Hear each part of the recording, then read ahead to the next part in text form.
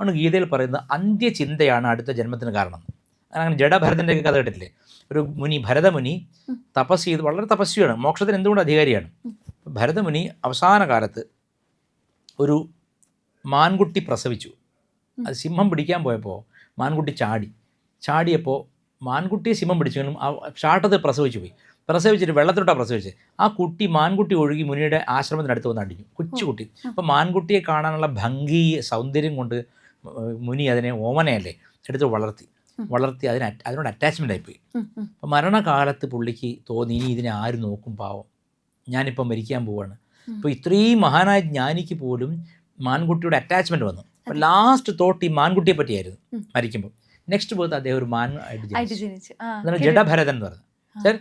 ശരീരം മാനിൻ്റെ കിട്ടി, കാരണം ദ ലാസ്റ്റ് മൈൻഡ് ഈ ഇതായിരുന്നു, മാനായിരുന്നു. അവസാനം ഈ തോട്ട് എന്ന് പറയുന്നത് മൈൻഡാണ്. മൈൻഡിങ് എന്നല്ലേ, മൈൻഡ് ബിസിനസ് എന്ന് പറഞ്ഞാൽ നമ്മുടെ മൈൻഡ് എന്ന് പറഞ്ഞപ്പോൾ ഞാൻ ഫോണിനെ പറ്റി ചിന്തിച്ചാൽ എൻ്റെ മൈൻഡാണത്. ഞാനൊരു വ്യക്തിയെ പറ്റി അതെൻ്റെ മൈൻഡാണ്. ആ സമയത്ത് മൈൻഡ് ഫോർമേഷനാണത്. അപ്പോൾ ഈ ഋഷിയുടെ മനസ്സ് അവസാന സമയത്ത് ഒരു മാൻകുട്ടിയായിട്ട് ഫോം ചെയ്തു അല്ലേ, നെക്സ്റ്റ് ബർത്ത് മാനായിട്ട് ജനിച്ചു.